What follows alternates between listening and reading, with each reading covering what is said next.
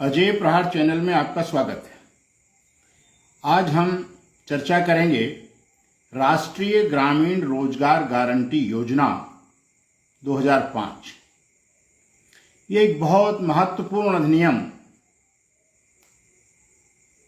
पारित हुआ था 7 सितंबर 2005 को अधिनियमित किया गया और 2006 से ये लागू कर दिया गया।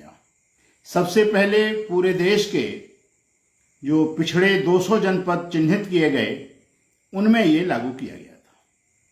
ये एक बहुत महत्वपूर्ण अधिनियम इसलिए है कि इसके पहले किसी को भी रोजगार गारंटी नहीं दी गई थी। हालांकि इसमें भी 100 दिन का प्रावधान किया गया था कि 100 दिन हम रोजगार देंगे और उसके लिए एक पूरी विहित प्रक्रिया भी हुई। पंचायत लेवल से ब्लॉक तक पूरा एक सिस्टम डेवलप किया गया जिसमें जॉब कार्ड्स बने और जॉब कार्ड्स के आधार पर पेमेंट का पूरा एक सिस्टम बना। अच्छा है, लेकिन इस अधिनियम को यदि हम थोड़ा संशोधित और करके इसका क्षेत्र बढ़ा दें जिसमें सरकार पर कोई बहुत बड़ा बोझ नहीं आने वाला है, उसका यह है कि जो पंजीकरण आप करते हैं मनरेगा में और उसके जॉब कार्ड्स बनते हैं, उसको जो किसान हैं, छोटा बड़ा मझोला से कोई मतलब नहीं, उनको यदि आवश्यकता पड़े तो वो उनसे लेबर ले लें, श्रमिकों को अपने खेत के लिए मांग लें। उसका पूरा एक मांग पत्र बने कि इतने दिन के लिए हमें इतने लेबर चाहिए और सरकार भुगतान कर ही रही है, उनको रोजगार दे ही रही है।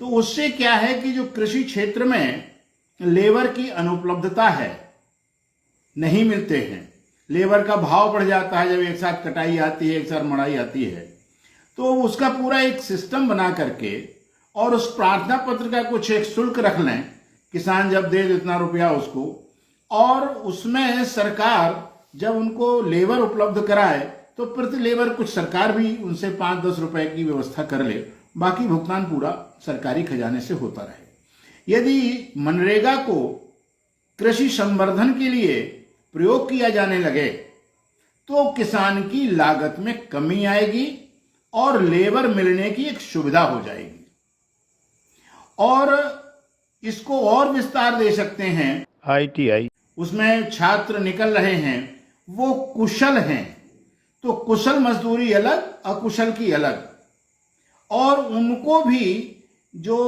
उनमें कोर्सेज ऐसे कर दिए जाएं कि फ्रिज की मरम्मत, कूलर की मरम्मत, AC की मरम्मत, मोटर बाइंडिंग, ये तमाम चीजें उसमें कर दी जाएं और उनको इस रोजगार से भी जोड़ दिया जाए कि जिन दुकानों को इस प्रकार के लोगों की आवश्यकता हो वो उनको ले लें और उनका पेमेंट वो दुकानदार ही करेगा, सरकार को नहीं करना, और उनकी एक कड़ी के रूप में सरकार और वो संबंधित लोग आ जाएं।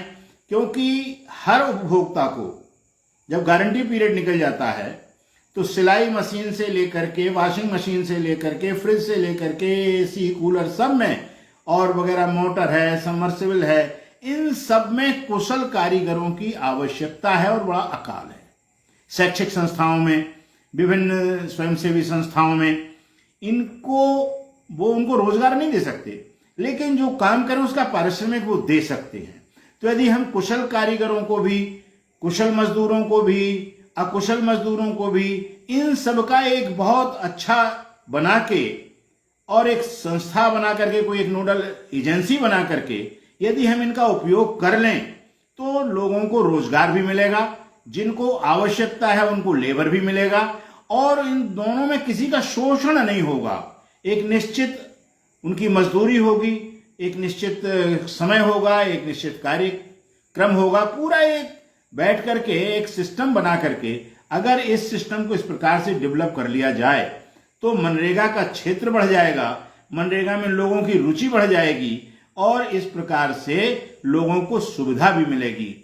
आज शोषण हो रहा है, कारीगरों का शोषण हो रहा है, उपभोक्ताओं का जो उनको मांगते हैं समय पे नहीं पहुंचते हैं।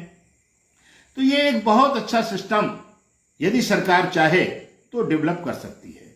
तो हमारी अपेक्षा ये है कि लोग इस प्रकार के सुझाव सरकार को दें कि मनरेगा को थोड़ा व्यापक कर दिया जाए, किसानों को सुविधा के लिए लेबर मुहैया करा दिया जाए। जो पंचायत के घिचड़ पिचड़ काम में जाते हैं और पेमेंट जाता है और काम कहीं दिखता नहीं है। कई बहुत से तालाब खुदे लेकिन बहुत अच्छे कहीं दिखे नहीं, कुछ तालाब भी बनवाए गए उन तालाबों में एक बूंद पानी नहीं आता है। तो इन सब तमाम चीज़ों से मुक्ति मिलेगी, क्योंकि किसान को लेबर की आवश्यकता है और उसको एक कालखंड में सभी किसानों को आवश्यकता पड़ती है, तो लेबर का उस समय रेट बहुत बढ़ जाता है और वो किसान के ऊपर एक बहुत बड़ा बोझ बन जाता है। तो यदि इस प्रकार से एक सिस्टम को डेवलप किया जा सकता है तो उसको डेवलप किया जाना चाहिए। ITI के बहुत से लोग सर्टिफिकेट्स होल्डर हैं और वो सर्टिफिकेट होल्डर्स जो हैं उनको कोई रोजगार नहीं मिल रहे हैं, सरकार नौकरी नहीं दे पा रही है। तो अगर उनमें ऐसे कोर्सेज चला दिए जाएं जो रोजमर्रा के काम के लोगों के प्रयोग में हैं, तो और 3-3, 4-4 महीने के कोर्सेज होंगे, उसमें उनको दक्षता आ जाती है। कंप्यूटर को भी इसमें शामिल किया जा सकता है, कंप्यूटर टाइपिंग को भी इसमें शामिल किया जा सकता है। तो ये तमाम चीजें इसका पूरा एक अध्ययन करके अगर इसी अधिनियम के तहत कुछ अमेंडमेंट्स कर करके कुछ इसका क्षेत्र बढ़ा दिया जाए, उनकी मजदूरी की दरें निर्धारित कर दी जाएं और एक नोडल एजेंसी के माध्यम से लेबर दिया जाए और लेबर लिया जाए। इसमें आप चाहें तो प्राइवेट एजेंसीज को भी इन्वॉल्व कर सकते हैं, लेकिन उसमें भ्रष्टाचार बढ़ने की संभावनाएं अधिक हैं। इन्हीं शब्दों के साथ जय हिंद।